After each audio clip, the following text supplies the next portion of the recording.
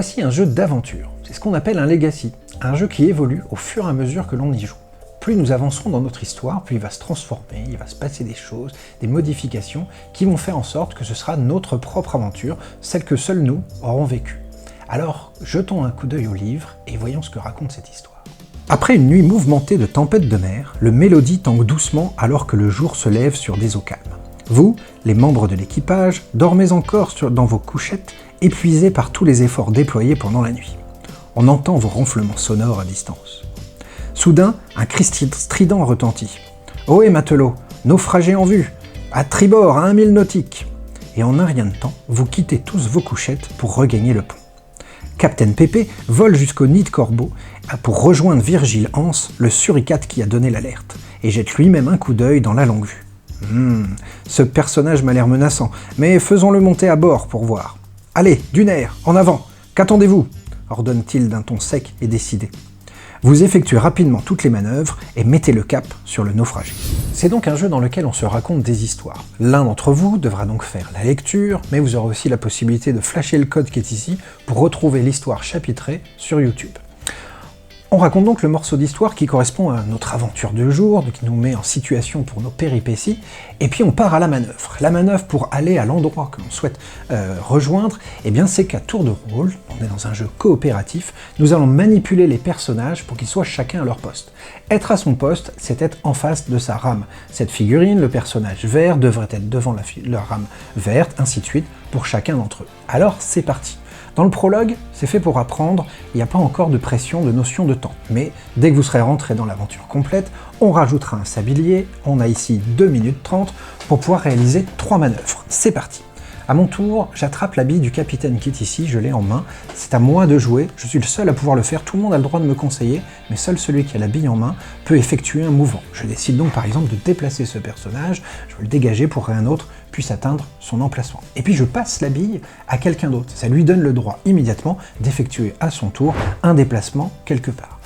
On doit donc coopérer, se mettre d'accord, se comprendre, voir ce que les autres sont en train d'essayer de faire pour réaliser le plus vite possible le positionnement de chaque personnage devant sa rame. Les personnages ne peuvent pas sauter au-dessus des uns des autres, attention évidemment, ils se bloquent, il faut réfléchir, s'organiser en groupe. Dès que la position est atteinte, on révèle une nouvelle carte qui nous montre comment replacer les rames de manière à générer une nouvelle situation et c'est reparti. Le sablier est toujours en train d'essayer de couler. On va essayer de réaliser la première carte, évidemment la deuxième. Il faut réaliser 3 manœuvres avant la fin de la manche. 3 des personnages dans la dernière manche ont réussi à atteindre leur position, pas les 2 autres, mais on avait déjà réussi les 2 cartes précédentes. Chaque carte positionne 5 personnages, s'ils ont atteint le bon endroit, on récupère un marqueur, c'est un pouce de Captain Pépé, bravo les gars, et donc on marque. Deuxième carte, 5 personnages bien placés, 5 jetons à nouveau, et dans le dernier manche, nous n'avons réussi qu'à placer 3 personnages. Au fur et à mesure, vous voyez que ces jetons complètent la pyramide de réussite qui est ici, qui va nous permettre de débriefer. On retourne dans le livre, on lit la fin du chapitre, et le livre nous indique d'ouvrir cette enveloppe pour découvrir une feuille sur laquelle on retrouve des éléments qui vont nous permettre de marquer l'avancée de notre histoire. J'ouvre ici jusqu'au 1.2, c'est ce que me dit le livre. Je vais pouvoir, en fonction des pictos qui sont indiqués, regarder sur l'échelle de réussite ce à quoi nous avons droit. Si on a réussi à remplir toute la ligne du bas, la base de la pyramide, on y retrouve le picto de la carte, j'ai le droit d'aller récupérer sur la carte l'autocollant correspondant et de venir le placer sur la carte qui va garder tout le souvenir de nos aventures. Si on avait réussi à compléter le niveau intermédiaire de la pyramide, l'étoile et le coffre, on retrouve ces dessins ici sur le plateau. L'étoile nous permettra de marquer déjà une belle victoire sur cette étape. Et puis ici, évidemment, on va pouvoir récupérer un premier trésor. On prendra notre livre de trésors, alors ça c'est notre rêve pour l'instant, ça ressemble plutôt à ça. Et au fur et à mesure de nos aventures, ça va se remplir au fur et à mesure qu'on en récupérera un maximum. Si jamais vous arrivez tout en haut de la pyramide, réussite totale, vous aurez le droit au dernier picto, on récupère un double sabre pour se rappeler de cette magnifique victoire lors de ce moment, de ce chapitre de l'aventure. À la fin de certains chapitres, le livre vous demandera d'ouvrir un coffre.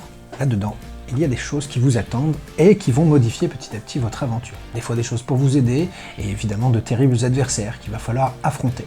Au fur et à mesure, ça va non pas compliquer de plus en plus le jeu, mais vous proposer de plus en plus de variantes. Et à chaque fois, au début de chapitre suivant, il faudra se référer au livre pour savoir quel élément positionner dans le jeu. Attention, je vais montrer ce qu'il y a dans la première boîte. Si vous ne voulez pas voir la suite, vous en savez presque déjà suffisamment pour pouvoir découvrir ce jeu. Si vous ne voulez pas être spoilé, arrêtez-vous là. Si vous voulez en savoir un tout petit peu plus, vous pouvez continuer.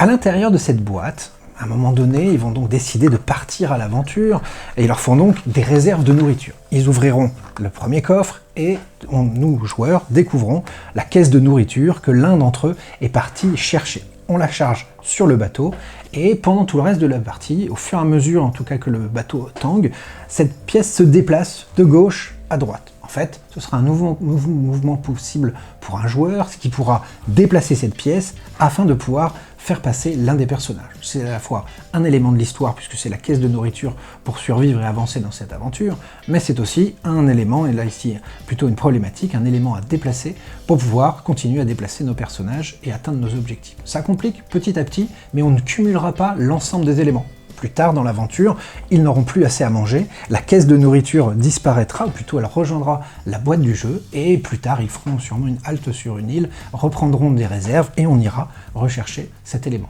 En fait, vous aurez accès à une multitude de diversité de variantes de jeux qui vont se rajouter, se mélanger, pour combiner et offrir une grande diversité de parties durant toute votre aventure. C'est donc une grande aventure qui vous attend, 25 chapitres, 25 fois 20 minutes, c'est un gros jeu mais avec une très belle histoire à vivre ensemble en famille.